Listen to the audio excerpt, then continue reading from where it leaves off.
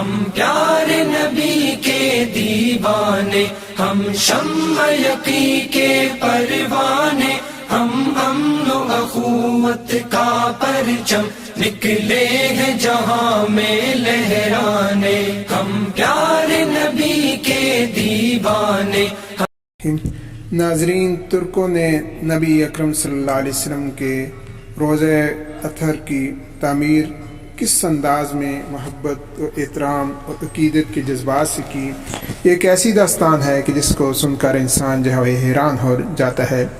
لوگ تاج محل کو محبت کی علامت قرار دیتے ہیں، مگر یقین کریں کہ خلافت عثمانیہ کے دور میں مسجد نبوی صلی اللہ علیہ وسلم کی تعمیرات کی دنیا میں محبت اور عقیدت کی معراج ہے۔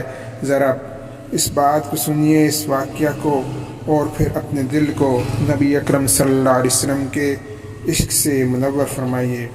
ترکوں نے جب مسجد نبوی صلی اللہ علیہ وسلم کی تعمیر کا ارادہ کیا تو انہوں نے اپنے وسیع و عریض ریاست میں یہ اعلان کیا کہ انہیں عمارت سازی سے متعلق فنون کے ماہر درکار ہیں، اور اعلان کرنے کی دیر تھی کہ ہر علم کے مانے ہوئے لوگوں نے اپنی خدمات پیش کی۔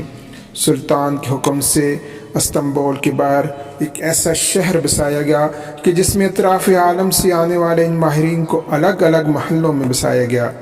اس کے بعد عقیدت و حیرت کا ایسا باب شروع ہوا کہ جس کی نظیر ملنا مشکل ہے۔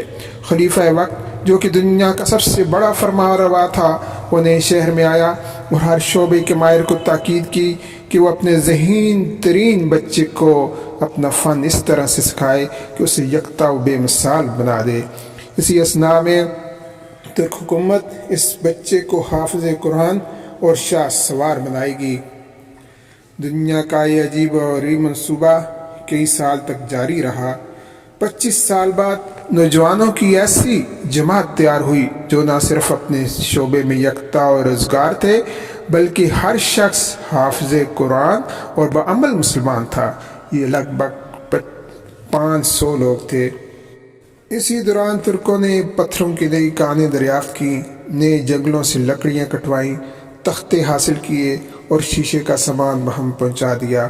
یہ سارا سامان نبی اکرم صلی اللہ علیہ وسلم کے شہر مدینہ مبارک میں پہنچایا گیا تو ادب کا یہ عالم تھا کہ اسے رکھنے کے لیے مدینہ منورہ سے دور ایک بستی بسائی گئی تاکہ شور سے نبی اکرم صلی اللہ علیہ وسلم کی بارگاہ میں بے ادبی نہ ہو اور مدینہ کا ماحول خراب نہ ہو۔ نبی اکرم صلی اللہ علیہ وسلم کے ادب کی وجہ سے انہیں حکم تھا کہ اگر کسی کٹے ہوئے پتھر کو اپنی جگہ بٹھانے کے لیے چوٹ لگانے کی ضرورت پیش آئے تو موٹے کپڑے کو پتھر پر تہ بر تہ کئی بار فولڈ کر کے رکھیں، پھر لکڑی کے ہتھوڑے سے آہستہ آہستہ چوٹ لگائیں تاکہ آواز پیدا نہ ہو، اور اگر ترمیم کی ضرورت پڑے تو اسے واپس اسی بستی بھیجا جائے اور وہاں سے کاٹ کر درست کیا جائے۔ ماہرین کو حکم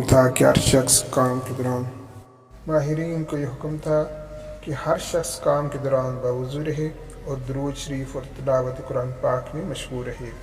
حجرہ مبارک کی جالیوں کو کپڑے سے لپیٹ دیا گیا کہ گرد و غبار اندر روضہ مبارک میں نہ جائے۔ ستون لگائے گئے کہ ریاض الجنہ روضہ مبارک پر مٹی نہ گرے۔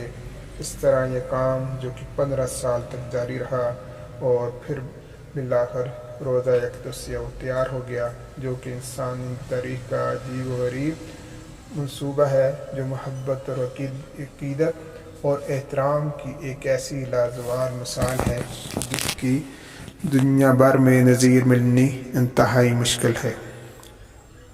صلی اللہ علیہ وسلم۔ ہم پیارے نبی کے دیوانے، ہم شمع یقین کے پروانے، ہم امن و اخوت کا پرچم نکلے ہیں جہاں میں لہرانے، ہم پیارے نبی کے دیوانے، ہم شمع یقین کے پروانے، ہم امن و اخوت کا پرچم نکلے ہیں جہاں میں لہرانے۔